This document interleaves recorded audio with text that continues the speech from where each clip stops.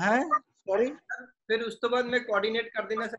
नहीं पहला कौन करेगा? सूरी करेगा, कौन करेगा? करेगा सर, रविंदर गर्ग। रविंदर गर्ग करेगा, ठीक है, गुड गुड। फिर Vikas, Ravinder will start and then we will, ठीक है, उसको कहना 15-20 मिनट में खत्म कर दे, ठीक है। फिर डिस्कशन है doctor Garg, doctor Ravinder. Yes sir, good morning sir. Yes sir, good morning sir. Morning. Ravinder जरा कोशिश करना just to keep at that middle level जो है ना, ज्यादा हाँ जी फोकस सर, करना है। Right sir, right sir, right sir, right.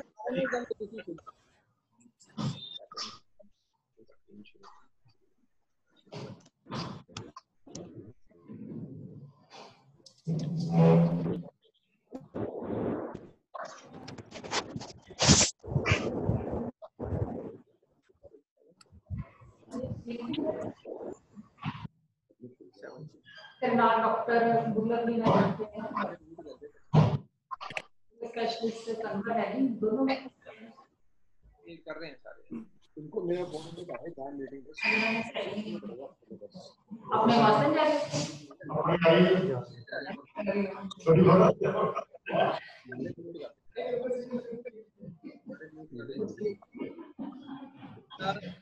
शुरू कर दिए जी, डॉक्टर सर शुरू कर दिए सर। हेलो, हाँ शुरू कर लो।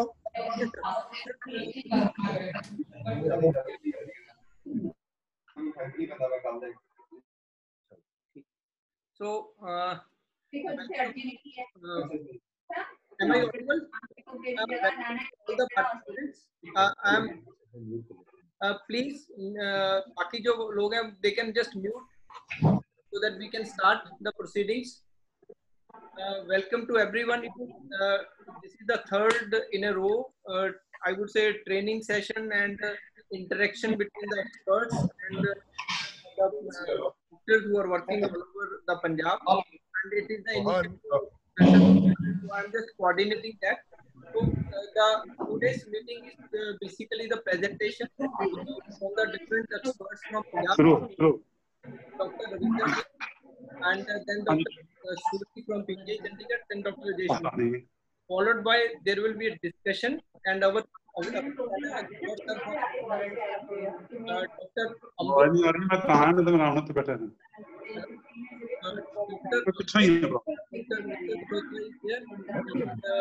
CMC head Dr. Navjot.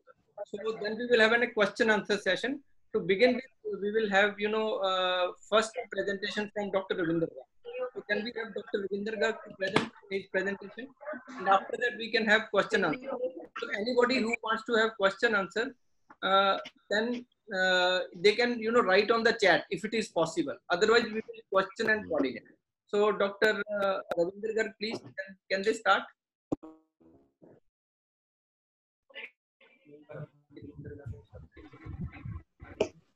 Yes, we'll start. Yes. You can start, Dr. Ravinder Garg, please. So,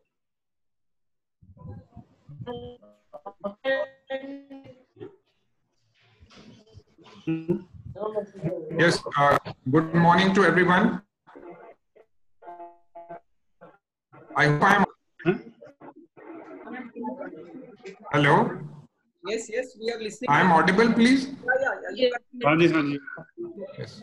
Good morning to everyone. So, COVID-19, a disease which almost daily idea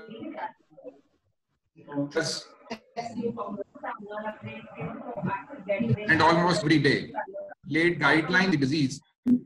Based on these guidelines and a lot of recent updates which are coming, we would like to highlight some important issues on the disease so that all of us as a team are able to handle the disease very smoothly. I will be touching upon the definitions and the clinical features.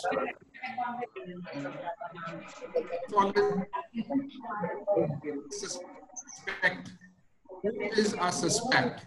Now we have 5 categories of suspects.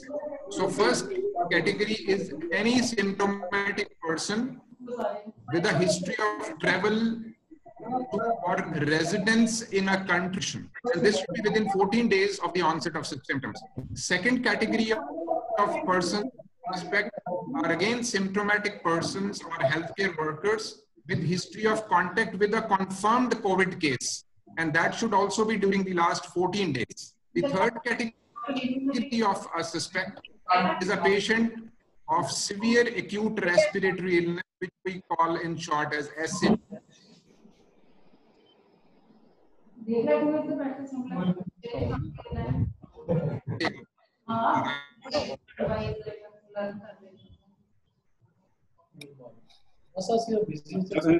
शुरू करना तो मैं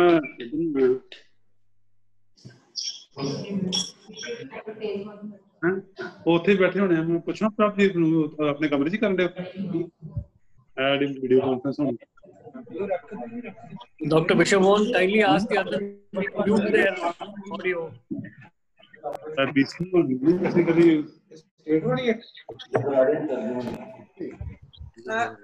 My request to participants that please mute their cell phone, please, because otherwise it's causing disturbance. So please, Dr. Ravinder Garg, please continue. Unmute yourself.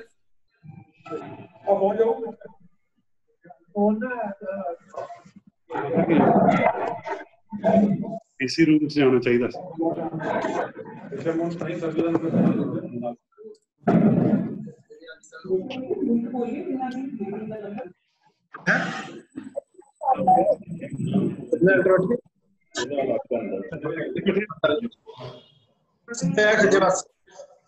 अरे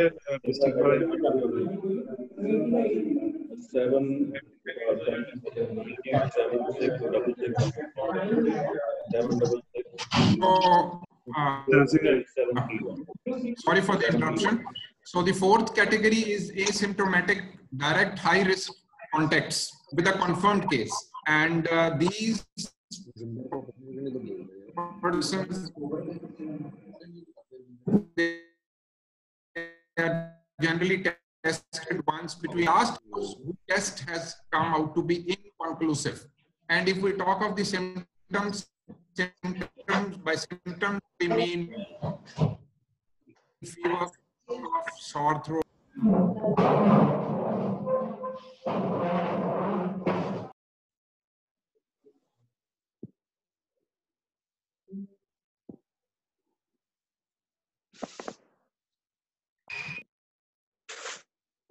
Who has examined a confirmed case without adequate protection, is without a PPE,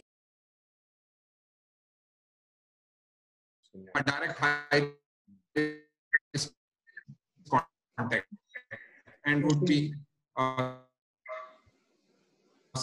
suspect.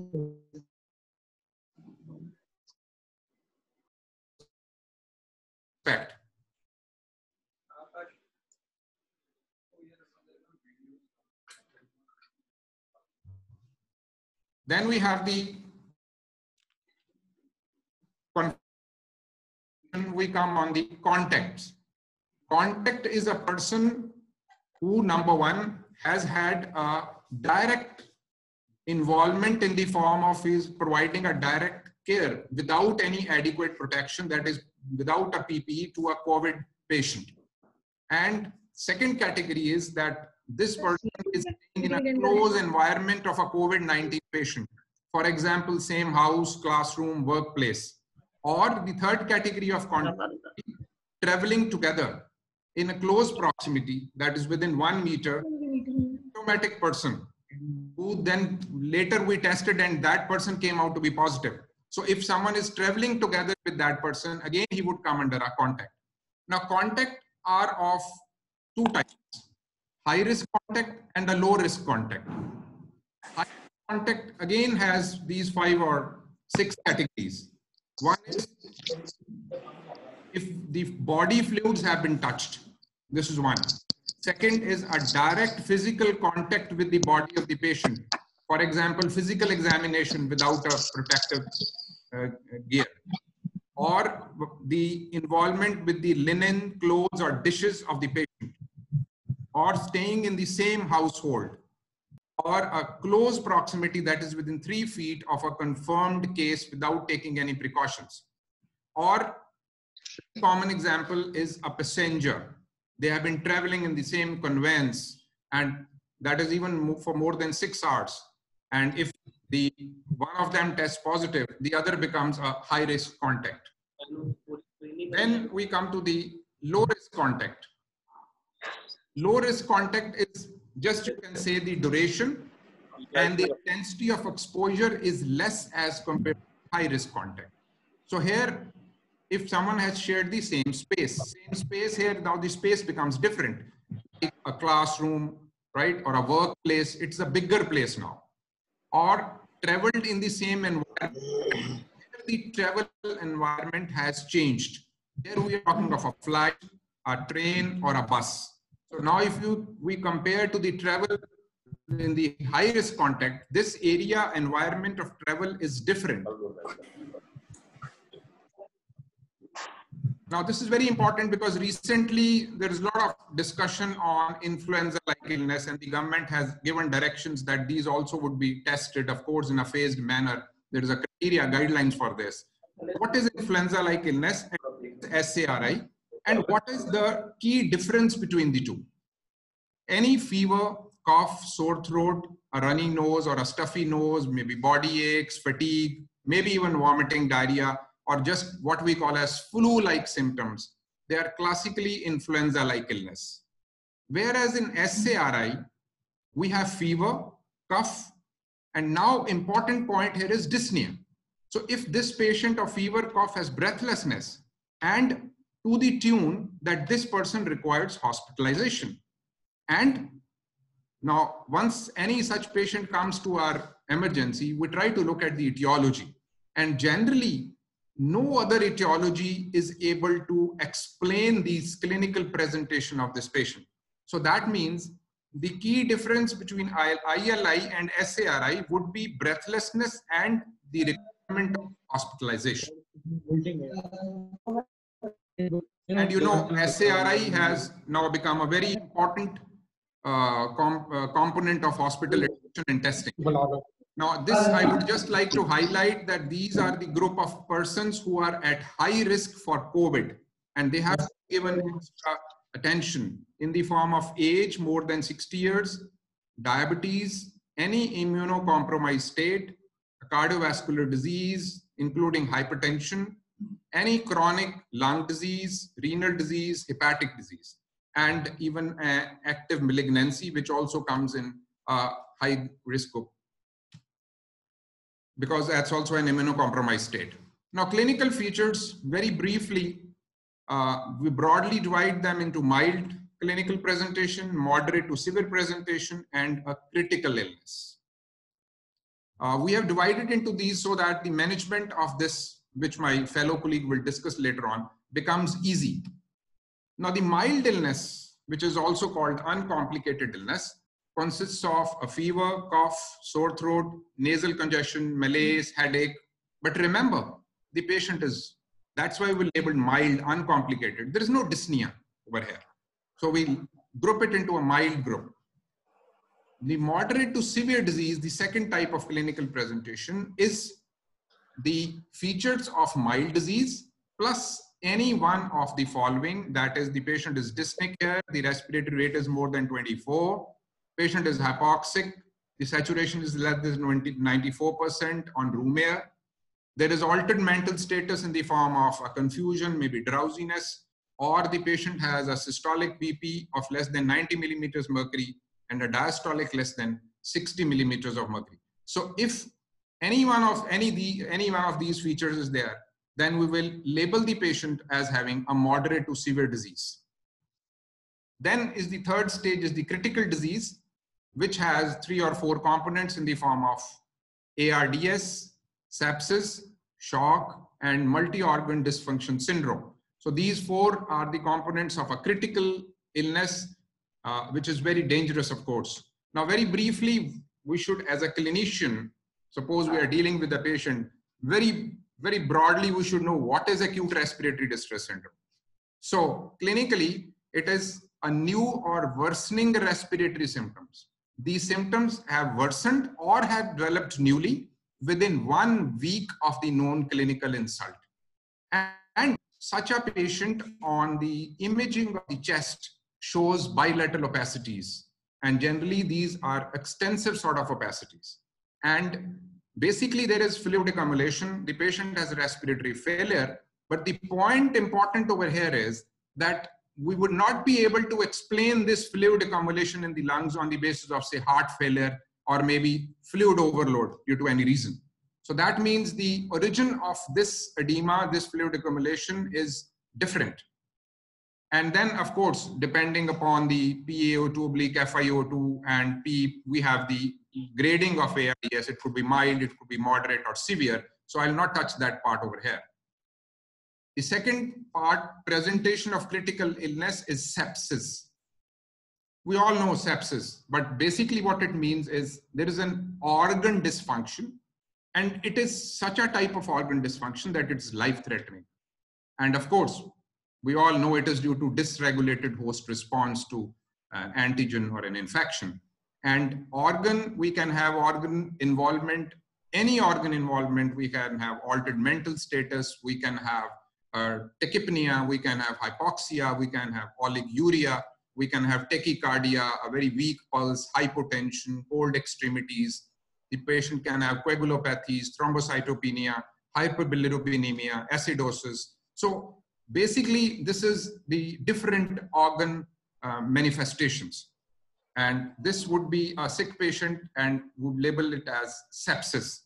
And next stage to this is septic shock. You know, if there is a persistent hypotension and we have given guarded fluids to this patient, because you know volume resuscitation has to be done, although it has to be a guarded one. And this patient, suppose now, requires vasopressors to maintain a blood pressure, the mean arterial pressure of more than 65 millimeters of mercury. If the requirement is to that level, we will label this patient as having septic shock. Now, we should know what are the alarming signs. Suppose we have a patient with us, the patient is under observation. We should know that if one of these features appears, we should be taking it very seriously, because we know that now these studies are very clearly showing that we should try to avoid mechanical ventilation. So if we recognize any of the above features, we can manage the patient accordingly so that the patient doesn't deteriorate further. So if the patient has persistent hypoxia, even on oxygen therapy to the tune of 3 liters per minute, still the patient is hypoxic. If the patient is having continuous fever, if the C-reactive proteins levels, they are rising, and more so if they are doubling from the baseline, or the serum ferritin is more than 500 nanograms per ml, or the X-ray chest is worsening, or a very simple feature is a neutrophil lymphocyte ratio. If it is equal to or more than 3.5, these features are suggestive that we have to take the things very seriously, and we have to take the management guidelines immediately into action so that the patient doesn't deteriorate. Thank you so much.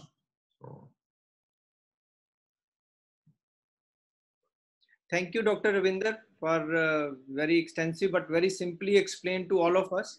Now it is very important, you know, that how we have to isolate these patients, what are the basic diagnostic things we can do everywhere, and which are simple but which are effective, and what are the investigations and how to manage these patients. So the second part of this will be taken care of by Professor Vikas Suri. He is from PGI Chandigarh and he is very actively involved in the management.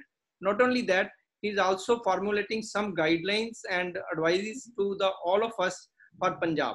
So I please, request Dr. Vikas Suri to please start the proceedings. Dr. Vikas, please. Cabinet Secretary चल रही है। नहीं ये तो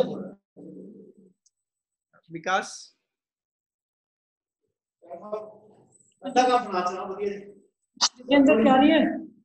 Vikas, are you able to hear us? Dr. Vikas?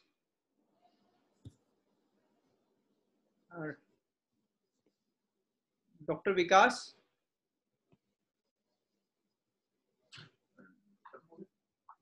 Dr. Vikas. Rishabh जी उनका ना भी आया कि वो शायद he has Mohan, can I Ji sir. just can I Vikas is going to talk of diagnostic and just request him that he should focus on what we can do at the district level Yes sir. and what we have to go beyond. Yes sir. And then I am sure if somebody talking on the management strategy at the district levels. Yes sir. Dr. Mahajan is talking after that. Then we will have some discussion, sir. Okay, so ask Vikas that to concentrate that investigation at the middle level.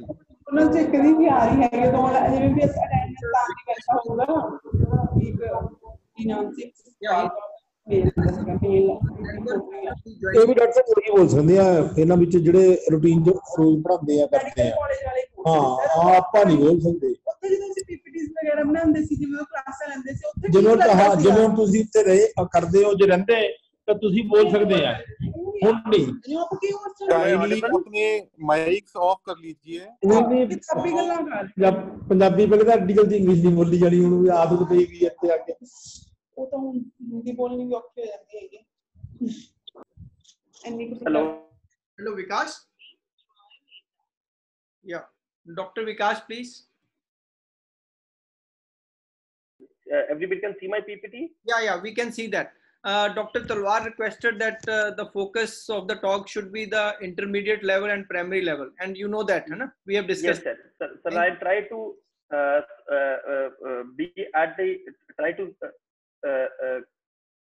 think at the level of a primary, secondary, and tertiary level, how the patient should be managed.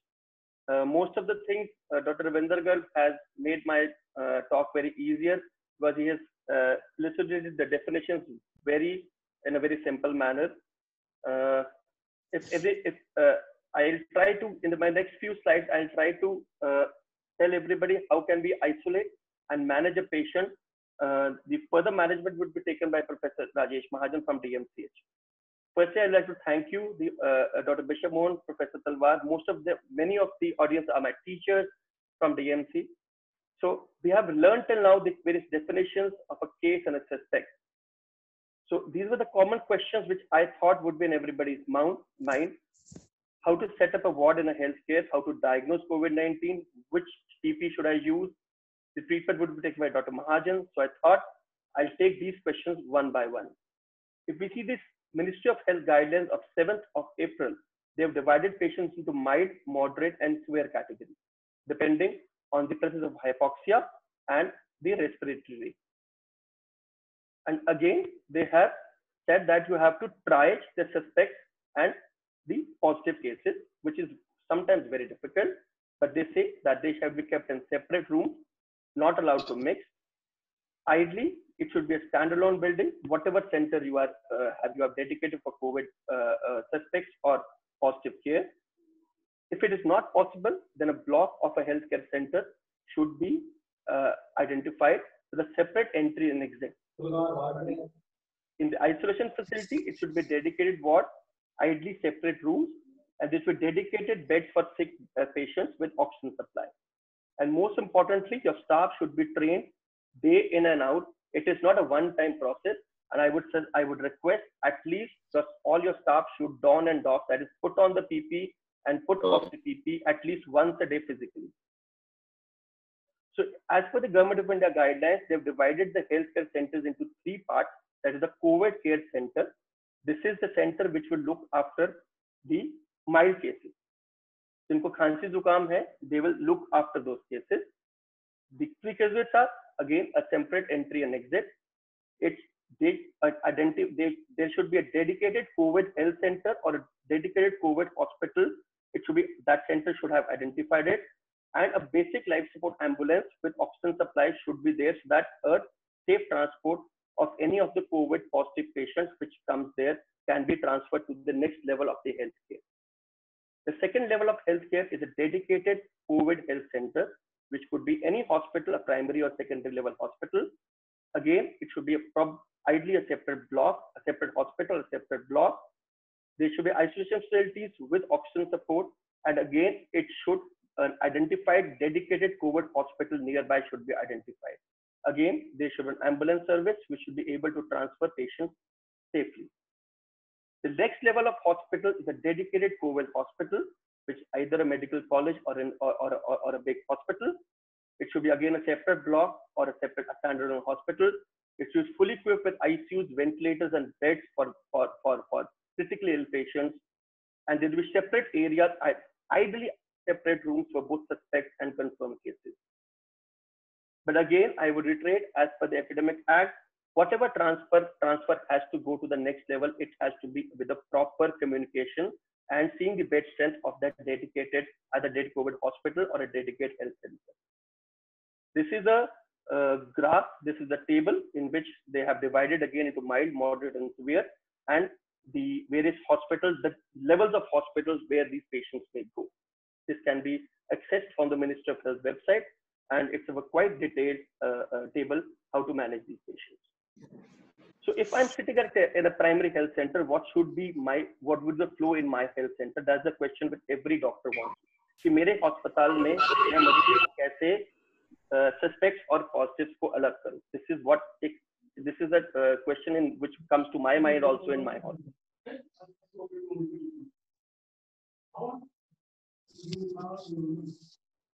देख यार के नाम ऐसे चलन दिया की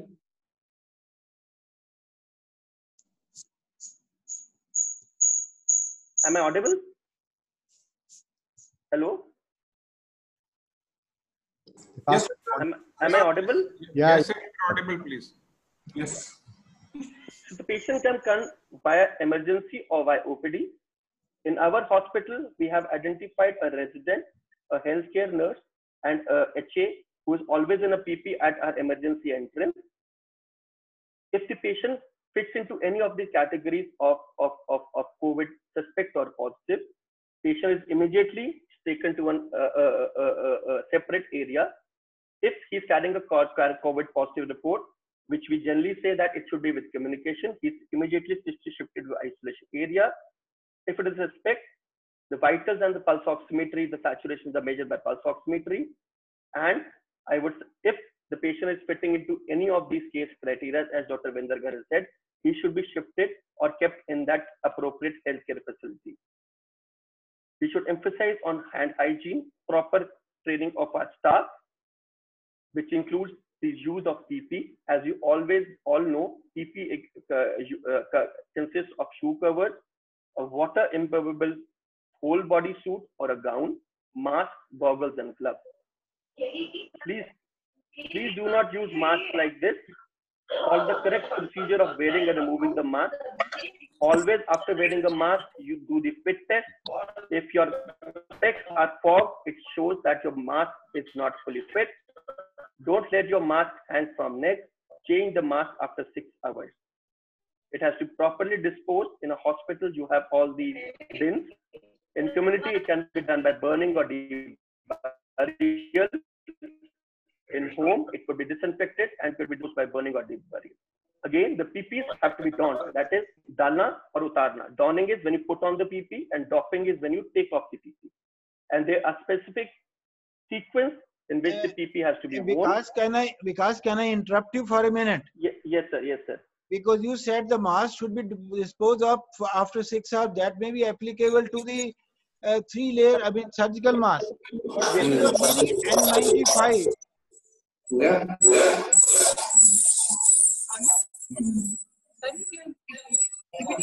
Hello. Hello. Sir, I'm not able to hear you, sir. I'm not able to hear you. Go to the caretakers, because the aim says N95 can go on for the full day. Sir, ideally, it should be worn for 4 to 6 hours. It is difficult to work with an N95 for the whole day. No. What I mean to say, so long is your duty of 6 hours or 8 hours, then you are out of the ICU. Yes, sir. But then you don't have to change, because then you go back home and they probably have some mechanism to suggest them to keep in some bucket, and then they reuse it also. The AIIMS has made some provision. I think Ambuj can mention that process that they are doing. We can discuss later on, but at the moment, only think the people are on duty for 6 to 8 hours. During that time, they may not change. Yes, sir. Agree, sir. Yes. That this duration of mask is like that, but these N95 we are using after Okay, go ahead because these are important. Sometimes the messages are of different kind. That's why I'm sorry. I had to. I think so Dr. Ambuj can clarify, but the AIMS order is for use in the non-COVID areas. If you're using a N95 with a COVID suspect or a COVID positive, ideally it can be reused, but it has to be sterilized. So what AIMS order is probably for non-COVID, in the non-COVID areas of the hospital. Okay. Okay. So there's a separate sequence by how you put on the PP and how you doff, that is put off the PP, take off the PP. And there are videos which are available on the Ministry of Health website, which I would suggest everybody should see and train your staff physically. Everybody should don and doff physically at least once because it is difficult. So coming back to the management and of a suspect in an isolation area, first and foremost is the collection of throat swab, and there is the role of the antibody testing. Throat swab, it has to be collected after wearing the proper PP, that is N95, and a full body gown. You can take help of your local lab or a microbiology colleague. It has to be packed in a triple container, sealed, disinfected, and sent to the reference laboratory.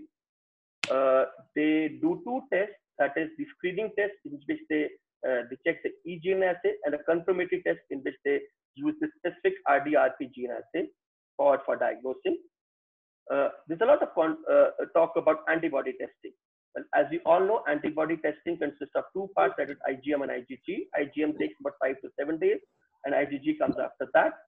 So it is generally for more of epidemiological purposes, for identifying cases, and all IgM positive cases have to be confirmed by an RT-PCR.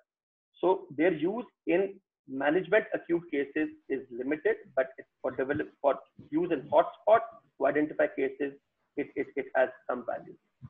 Routine investigations, as a protocol, investigations have to be kept in minimum COVID positive patients. There is some evidence of viremia, so the lab has to be informed. All samples, if they have to be opened, they have to be opened under a certified biosafety cabinet, and all discard generated has to be autoclaved and has to be disposed as per the waste management guidelines which are available on the Ministry of Health website. Basic investigation can be done after informing the lab. An important investigation is lymphopenia, and if we calculate the neutrophil lymphocyte ratio, that is the ratio of the neutrophils and the lymphocyte, and people have shown that a ratio of more than or equal to 3.5 has a bad prognosis. If you have facilities available, you can do CRP, ferritin, because whatever patients we have in PGI, the CRP and ferritin are quite high. There is some evidence of microthrombi in patients who have COVID. So D-dimer are sky high in sick patients. They're not sky high in patients who have simple UITI. But patients who have hypoxia, the D-dimer levels are sky high, sometimes thousands. So there is some data of use of anticoagulation, which Dr. Mahajan would be taking, would be covering.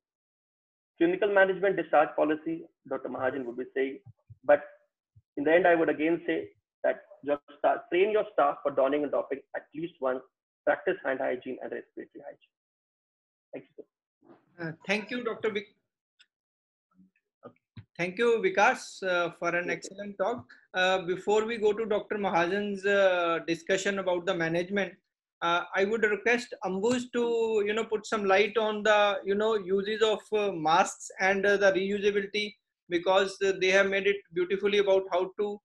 We all know that everything is deficient all over the world, but there is a beautiful protocol they have made that how to prolong the life of N95 and other PP. So can Dr. Ambuj come in? Yeah, Dr. Mohan. So there is a circular, it's on the AIMS website, and there's a video on how to use it. But Dr. Vikas was right. This is for non-COVID areas. If you are in a COVID ICU, then it is not to be reused. That what he's saying was right. But that is for other areas in the hospital which are non-COVID areas where we are reusing it, not in the COVID. But I can share that video will be useful, because there will be really other places also where N95 being reused is being used. So that, and most places we can follow this protocol. And this has been actually been approved by CDC also. So the guidelines are based on that.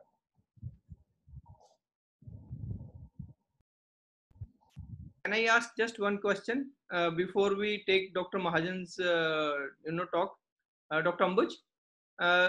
If what about the other things? The goggles can be used for continue because they are sterilized, and even in the COVID, non-COVID area, we can use continue.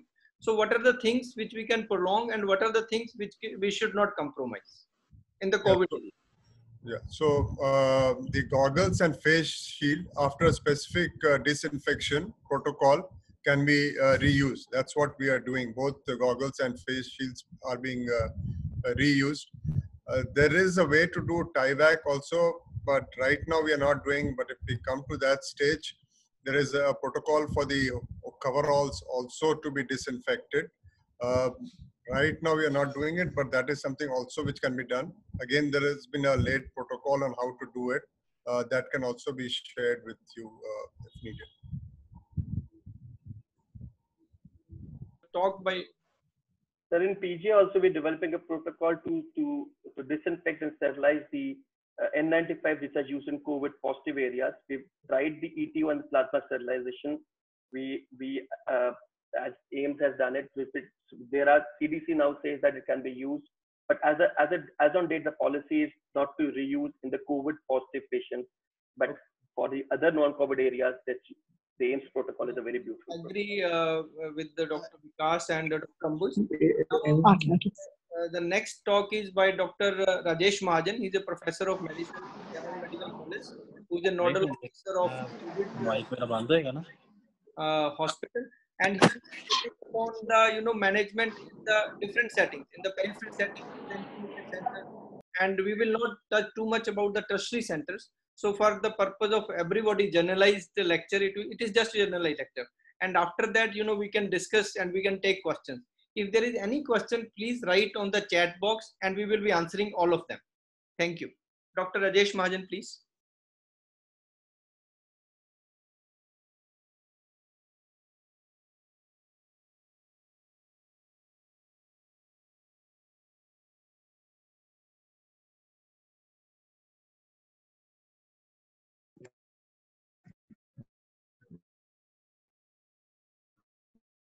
Hello. Yeah, Dr. Rajesh, you're audible. I think I am audible now. You're audible. Yeah. Okay. Thank you, Dr. Bishop. Previous two speakers have already make my talk very easy. I'll be just discussing the things which is required for the management of the COVID as a mild or moderate to severe cases, which is going to be applicable at the district hospital level. I'll not be discussing in detail about the ICU care about these patients. As Dr. Ravinder has already highlighted that they have given the definition of mild cases are like the patients who are having low-grade fever, cough, malaise, rhinorrhea, or sore throat without shortness of breath. Treatment is absolutely symptomatic in these cases. But in case if you are having a high-risk cases where you are keeping the possibility that you can be having the H1N1, which was definitely prevalent before the coming of the COVID, you can add the oseltamivir at that time. You can start these patients on azithromycin. Till the time you are having a short report, you have to keep these patients in the isolation or the home quarantine. But those who are the highest of severe disease may be advised admission in these clinical settings.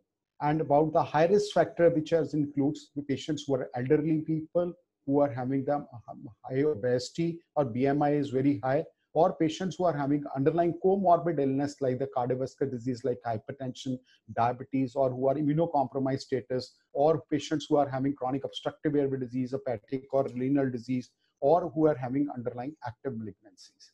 Once you come to the patients who are having moderate to severe cases, it's like the patients who are having symptoms suggestive of mild disease, along with that they are having dyspnea, along with patient is having hypoxemia, so that means oxygen saturation on room air is decreasing, and along with that they are having tachypnea, they are in a confused or drowsiness state, and they are in hypertension.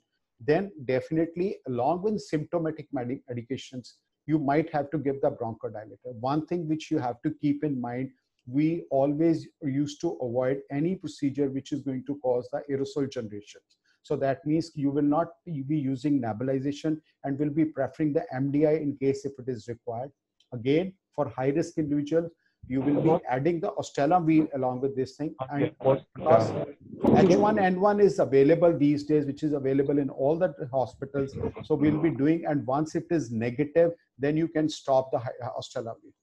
Hydroxychloroquine, 400 milligram twice a day, you have to start, and then 200 milligram BD. Along with that, azithromycin, 500 milligram OD, which we have to start for 5 days. Keep this thing in mind because all these drugs can cause prolonged QTC. So absolute contraindication to start hydroxychloroquine is in case if your baseline ECG shows that QTC is more than 500 milliseconds. But we can start HCQ if QTC in the male is up to 460 milliseconds and in the female 470 milliseconds. So everybody should keep this thing in mind. Whenever you want to start hydroxychloroquine, you should have the baseline ECG. And you have to repeat it in case if there is an increase in QTC interval by 60 milliseconds, you have to really think about continuing with the hydroxychloroquine. Other contraindications are like the patients who are having myasthenia gravis, porphyria, G6PD deficiency, retinal or macular damage, age less than 15 years. So these are absolute contraindications. In the people who are unable to take hydroxychloroquine or azithromycin, the Ministry of Health, they are suggesting that you can use lopinavir and ritonavir may be considered. And as highlighted by Dr. Ravinder Garg, we should be able to diagnose that how to recognize the cytokine storm syndrome in these clinical settings. Because hydroxychloroquine is not an ideal drug or it has not been recommended. So we should have a consent for starting hydroxychloroquine before whenever you are going to start the hydroxychloroquine patients. Lopinavir, ritonavir, I'll not be discussing in detail. Our only thing which I'd like to mention is like the patients who are having hypoxemia, hypotension and new onset organ dysfunction. Definitely we can use in the lopinavir and ritonavir, which has to be used for 14 days or 7 days after becoming symptomatic, but it has to be used in consultation with the expert panel only. Dr. Ravinder has very nicely suggested that whenever you are managing a stable patient there in your district hospital, we should be aware of what are the alarming signs, like the cytokine storm is an alarming sign. And that has been whenever you are going to have a new onset hypoxemia or patient is having the continuous fever, or the CRP levels doubles up in these things. Because why you want to identify these alarming signs is because the basic goal of the management of the COVID-19 patient is that we have to avoid the need for mechanical ventilation. Various studies have shown that once a patient is in the ICU, the mortality is almost 50%. And once the patient is on ventilator, mortality is about 80%. These are the various grading which has been given. I'll not be discussing in detail like what are the things which are there. But one thing which is I just want to highlight is in case, because everybody, Dr. Vikas has highlighted the CRP and the D-dimer, which has been measured in normal routine cases. So it is a surrogate marker for the IL-6, which is to be diagnosed having the patient having the cytokine storm syndrome. So the basic thing is that you keep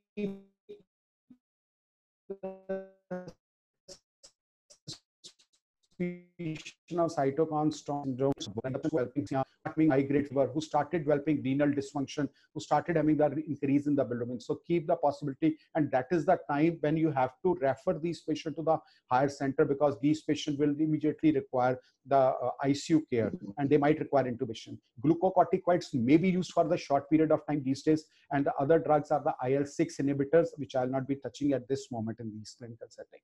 Other things which are be requiring in the critically ill patient is the DVT prophylaxis, because most of the time your patients are lying there on the bed who are moderate to severe in intensity. So every patient should be on the DVT prophylaxis. Then stress ulcer prophylaxis, it is almost same. Then we have to give the good enteral nutrition. Then the comes like what is the role of steroids in COVID-19 patient? Routine use is contraindicated. Even the IDSA in the 11th of April has given it as clear cut. It should not be used as steroids. Only indication is the progressive deterioration of oxygenation or there is a rapid worsening or imaging or excessive activation of the body inflammatory response, or patient who is in the persistent shock, only then it should be used for the short period of time of around 3 to 5 days, and dose should not exceed equivalent to methylprednisolone of 1 to 2 milligram per kg per day. We should not use the larger doses of glucocorticoid. It will delay the removal of the cornea and due to the immunosuppressive effect.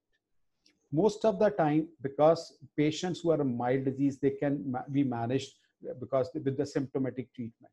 Only problems come once you are having a patient who is a moderate to severe intensity and they start developing the hypoxemia.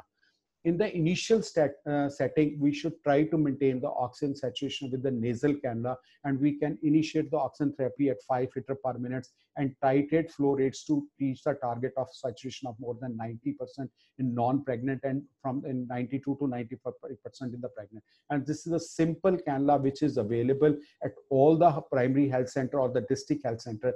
And then we are aware like, okay, in case if we make it the flow of 1 to 2 liters, we can achieve FiO2 to 24 to 48, and we can go to 38 to 44% of FiO2 by increasing just the flow. But sometime in case if patient doesn't improve even with the binasal cannula, patient might continue to have increased work of breathing or hypoxemia whenever you are giving the oxygen by them. Then you have to use face mask with reservoir bag, which is going to have the flow rate of 10 to 15 liters per minute, which is typically required the flow to maintain the bag inflation. And by this thing, we can achieve the FiO2 of 60% to 95%. So that is the thing which we have to use in these things. That we should avoid the aerosolization procedure in these clinical settings. But in case if the patient is still having the respiratory distress or hypoxemia is persisting, definitely where the other hospital, in case if you are having the availability of the high flow nasal cannula oxygen therapy, you can use that thing, or non-invasive ventilation. But don't delay the things and just observe the patient for 1 or 2 hours. Otherwise, in case if patient doesn't improve, immediate plan for the tracheal intubation and invasive mechanical ventilation should be used. Patients who are hypercapnic, or wherever you are having underlying obstructive airway disease, or patients who are having cardiogenic pulmonary edema, patients who are hemodynamical instability or multi-organ failure or abnormal mental status. These are the patients who are not the candidate for high flow nasal oxygenation or the NIV trials. So these things should not be tried in these clinical settings, and patients should be taken up for the endotracheal intubation. Because these patients are having marked involvement of the lungs, so try to pre-oxygenate with the 100% FiO2 for 5 to 7 minutes and with the face mask or with the reservoir bag, and then plan for the rapid sequence intubation. And it should be done by the most experienced person who is available in the hospital, and preferably with the video laryngoscope it should be started. Mechanical ventilation protocol is almost similarly like we are using for the ARDS with the low tidal volume and high peak.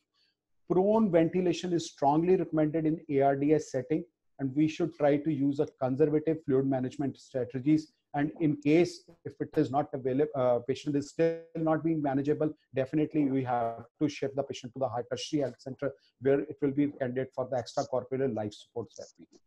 Whenever you are trying to do the patient, manage the patient in the district hospital with on the ventilator, use inline catheter for the airway suctioning and clamp endotracheal tube when disconnection is required, because that will prevent the aerosolization, avoid nebulization.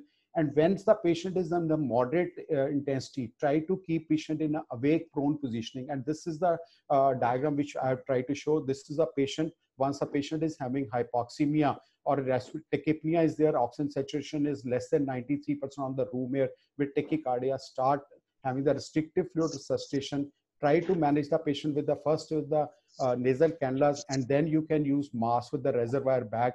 And then in case if still patient is having hypoxemia, you can use the high flow nasal cannulas, or you can use the non-invasive ventilation. Try to use the awake prone positioning, because once the patient is stable, definitely this thing can be easily done to improve the oxygenation status in these settings. And once the patient is in the ARDS, definitely this patient will be requiring the mechanical ventilation. So this is the thing. These are the flow diagram for continuous. I will not be touching these things. And Then comes the role of like everybody used to have what is the role of hydroxychloroquine prophylaxis as per the March 22nd ICMR guidelines, which is that all the asymptomatic healthcare workers involved in the care of suspected or confirmed cases of COVID, and that they should be given 400 milligram twice a day on day 1 and followed by 400 milligram once weekly for next 7 days to be taken with the meals. All the household contacts or the laboratory confirmed cases can be given 400 milligram twice a day on day 1 followed by 400 milligram once weekly for the next 3 weeks. Exclusion is that this drug is not recommended for prophylaxis in children under 15 years of age, and any patient who is having evidence of retinopathy, known hypersensitive to these compounds should avoid taking these drugs. Discharge policy is the same, which has been given by the Ministry of Health on 14 days in case throat swabs and nasopharyngeal swabs. In case if the patient is having the negative, you can discharge the patient. Then you should have the, at least one second sample, which is done within 24 hours, and patient is having the normal XHS. Then this is the discharge policy in these things. Now I'll again refer back to the Dr. Vikas, who will be just summarizing the whole thing. Yeah, Mahajan, Dr. Mahajan. Yeah. Thank you very much. It's a very comfort, to listen to you, because from your talk it seems that there are many things we can avoid, particularly the ventilation part. Because now for the last seven days back, when this guidelines came about the prone ventilation, prone breathing, particularly prone position for those persons who are having hypoxia. And then there are in those patients, we can save ventilation. That's a very important take-home message. And another thing which you have used is that the simple cannula, which is available everywhere in the periphery or in the intermediate centers, which can be used at 3 to 5 liters per second per minute, and then we can improve the oxygenation of these patients. So combination of this and prone position can make the things much better, particularly in majority of the patients. So I would again emphasize that then the chances of ventilation may be less in such cases. So we have Dr. Akash Deep with us. He is a chest specialist. He can throw some light on this prone positioning of breathing, because this is I find it very practical, no cost, and anybody can do this. So Dr. Akash is here. Can he, spend a minute or two with his thought process? Dr. Akash. Hello. Yeah. Akash, can you just take a minute to tell exactly about this? Just a minute for that. Actually, the idea came to me from the fact that in patients who have got a refractory ARDS, who are on mechanical ventilator or on 100% oxygenation, and we need ECMO in these patients. So we just thought, if we make these patients prone, this was a back in my mind, because it will improve the VQ mismatch, it will reduce the hypoxemia, it will reduce the shunt also, it will improve the drainage of the secretions also, and the recruitment of the lungs.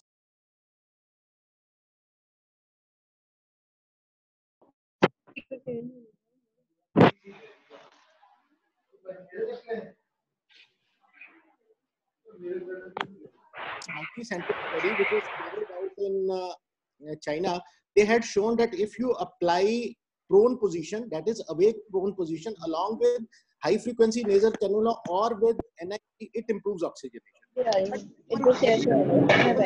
Primary level, we can use this prone position along with our nasal with the nasal mask, or with non-rebreathing mask, or with the face mask itself.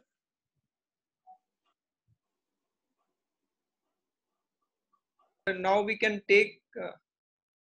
Can I intervene? Yeah. Yes, sir.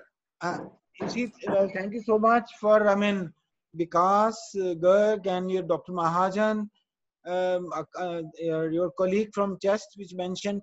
I just want to clarify, because I'm sure we have all the medical specialists and anesthetists from our district hospitals here, because in Punjab, what we have kind of health care for these patients, these are the COVID health centers in district levels. We also have COVID health centers in the medical colleges. As far as the ICU facility where ventilation is available, this is only then the patient will have to go to the medical colleges, both the government colleges, and I think we are also including some of the your college, CMC, and some major hospital also we have tying with them. But at the district level, the two important things I think I would like to re-emphasize. One is that apart from the medical treatment that everyone these speakers have highlighted, I think oxygenation and proper oxygenation is very important, which may help you to stabilize this patient and not to go into further deterioration. And oxygenation has been emphasized that make sure that you have some hospital have a central gas, I am told, but some other have only the oxygen cylinders. So I think make sure how do you clean your oxygen cylinder issue, your flows issue, your meter should be working. If they are not working, please at district level flag it to your SMO or CMO, because those can be easily taken care of.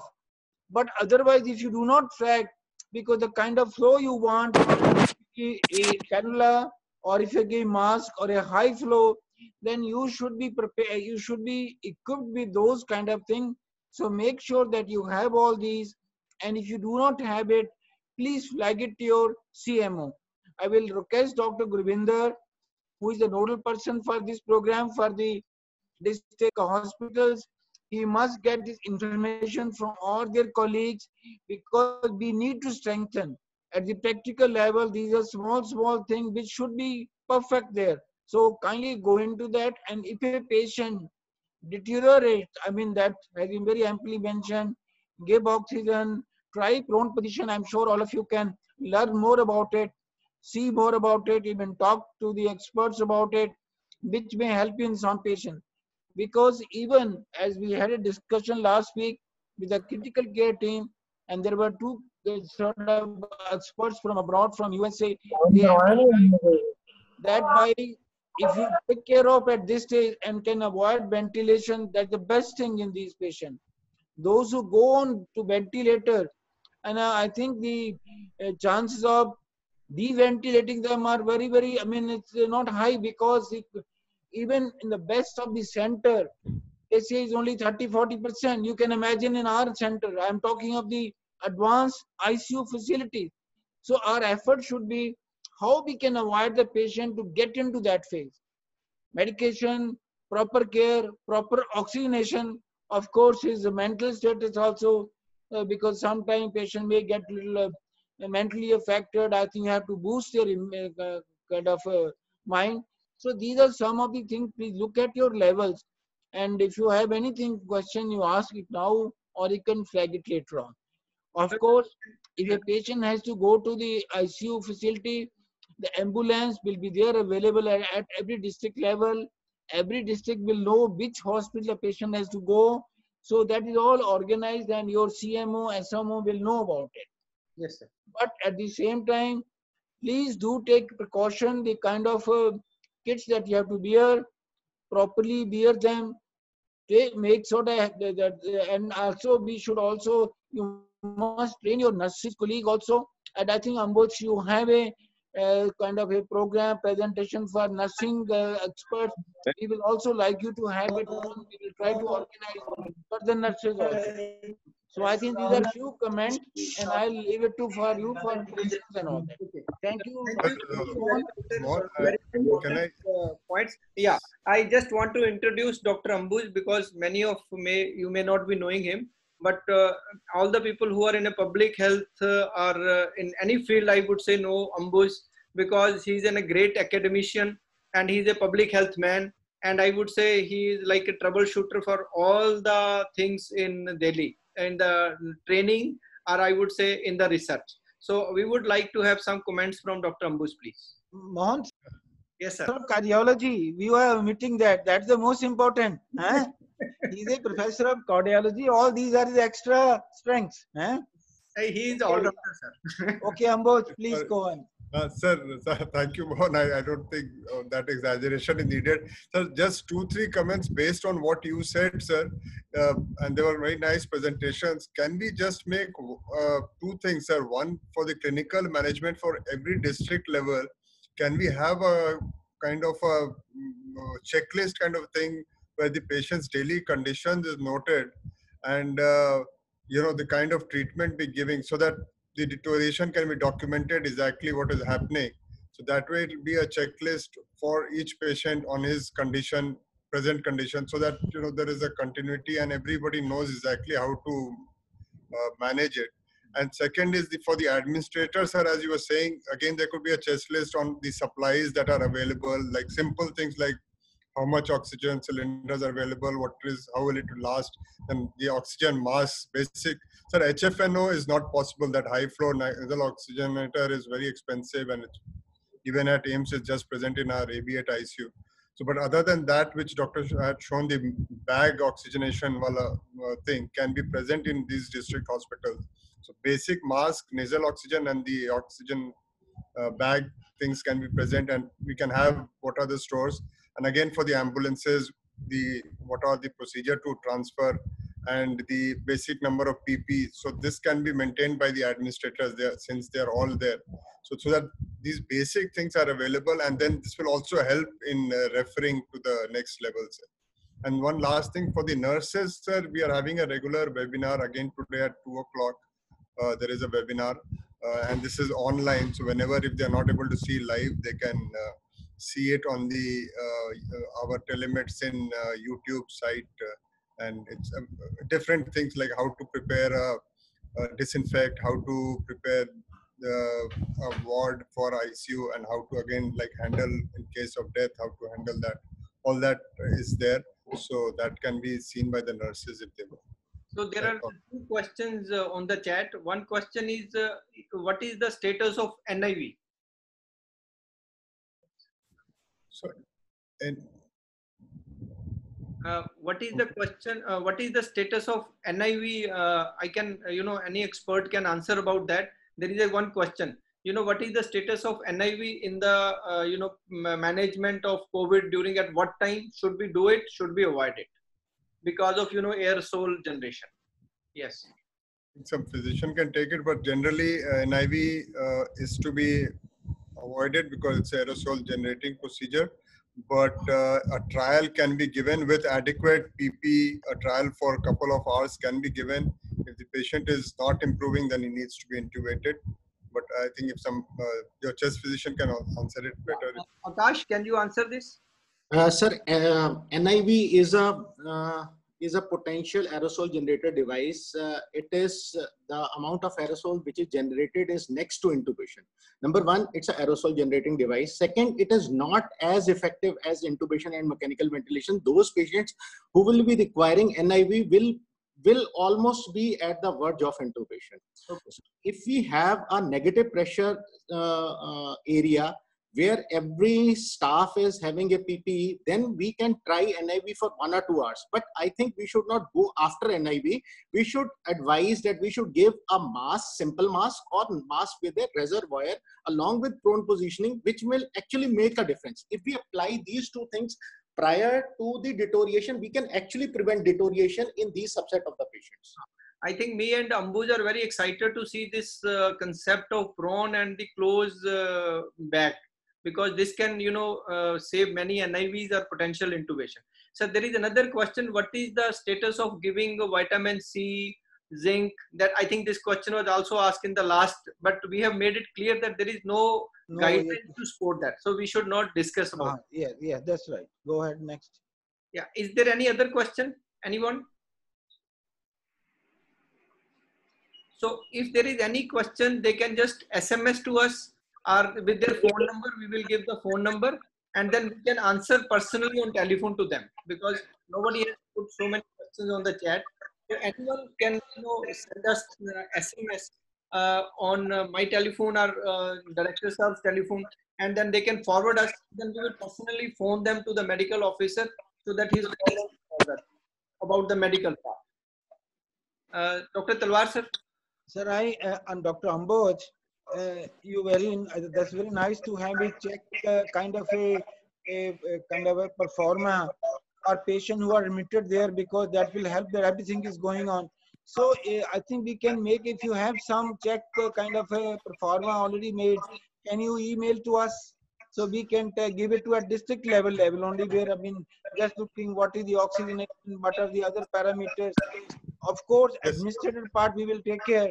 But if you have this kind of a checklist performer, can you give it to us, or we have to make it? Sir, I'll check with it, sir. Otherwise, based on the presentation, we'll create one, sir. It's not a problem. We'll circulate and everybody finds it fine, then we can analyze that. There And do it by today. There is one question from Dr. Ankit Agarwal, and he wants to ask from Dr. Vikas or Dr. Mahajan. Dr. Ankit Agarwal, please. Dr. Ankit Agarwal, unmute yourself, please. Ankit. Yeah, you can ask question, Ankit. Okay, he wanted to ask some question. Okay, any other questions? What is the current status of use of lopinavir and ritonavir in India? Okay, I think Dr. Mahajan and Dr. Vikas will answer this. Dr. Mahajan, please.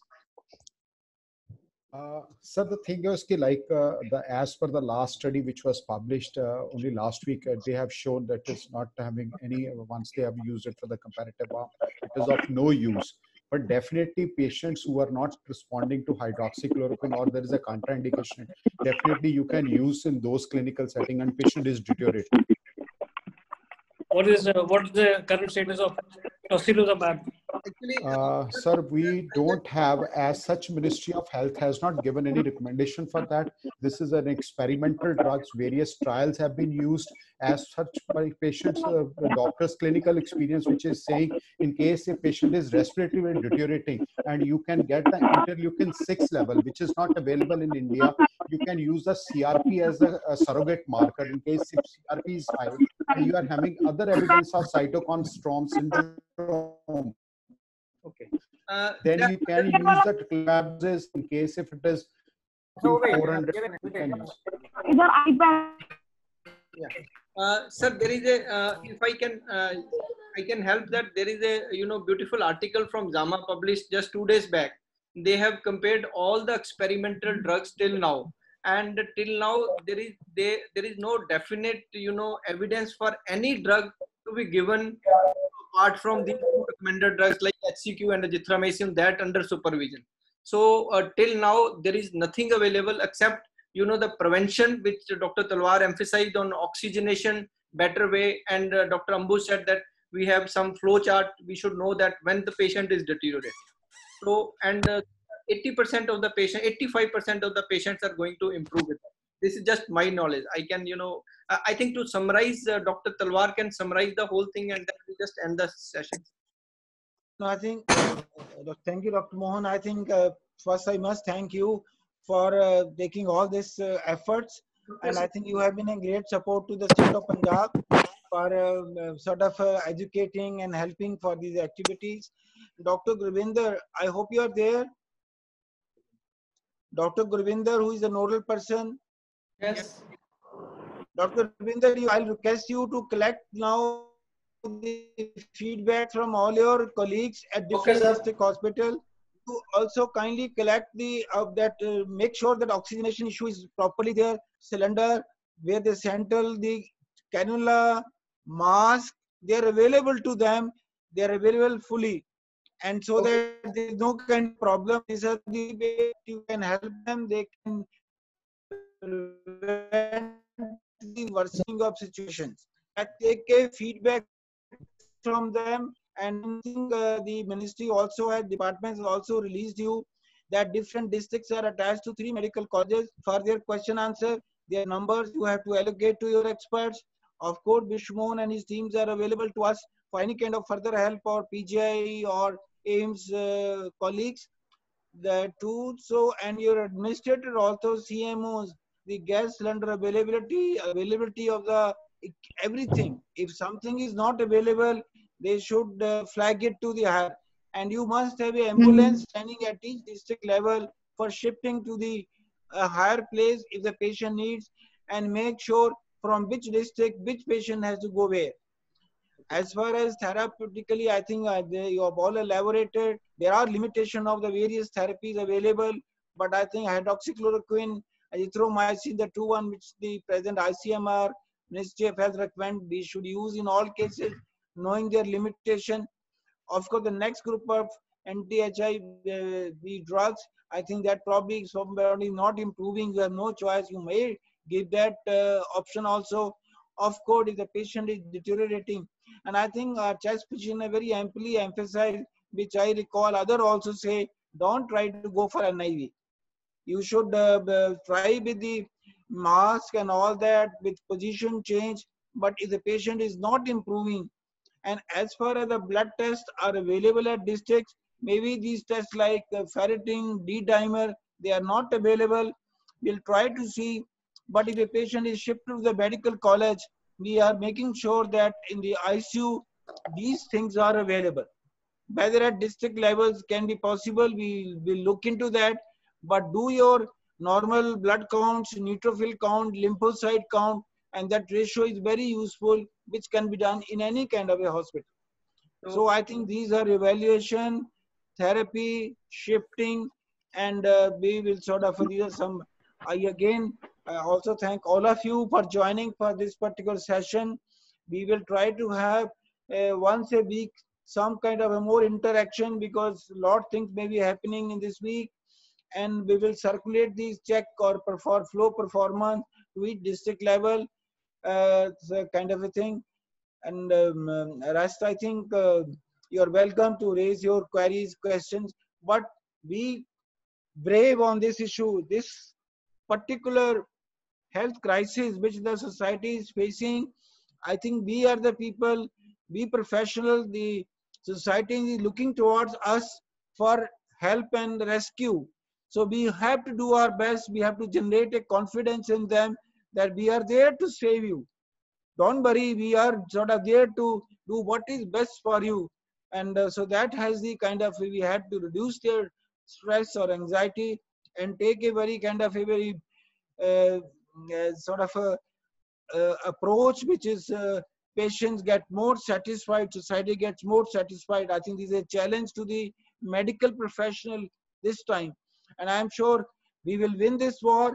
People will respect you much more than before, knowing what you have faced, what you have gone through for the society. You have lived to the confidence or the oath that you have taken for the profession. So I think I'll just like to now close it. Mohan, last word from you, and then we close it. Okay, sir. Just there are 2-3 questions, sir, that we will answer them personally on telephone. There was one question, how to handle asymptomatic and about low. Mohan, one thing more I wanted to stress, that there is some issue that they should know if somebody unfortunately passes away or dies there, how we have to take precaution to pack them and all that. This has given in the guideline book, which the Punjab through Health University has rotated. So you should all know, we should not ignore that element, because that is very important on the public health from the society angle. If we don't take that precaution, many people may get affected if it's not properly the criteria that we have, how to pack it, how to dispose all this. So please be aware that you should be conscious of that issue also. Okay, thank you. Thank you very much. Any question that you were asked, they were asked? Yeah, sir, there were actually 2 questions. One was about the low molecular weight heparin. So I think it's very clear that to start with, we have to use a prophylactic low molecular weight heparin, or if it is not available, then we can use, the simple heparin, the doses which we have already told. And but if your clinical suspicion is high and you feel that there is any evidence of thrombus, or if the D-dimers are more than 1000, then it is reasonable to give, full therapeutic dose of low molecular weight heparin. That was one question. Other was about the sterilization of N95, that I would request that they should just see the AIIMS video which we have attached, and they can see the link, and it is beautifully shown, how to re-sterilize the N95. Thank you very much. That's it, sir. Okay, thank you so much, Mohan, and all your colleague, Dr. Sarju. He has been the main force. I think he's not only a professional of eminence, but he is very gifted with this technical IT knowledge. Huh? Thank you, Sarju. Thank you so much, everyone. Okay, thank you.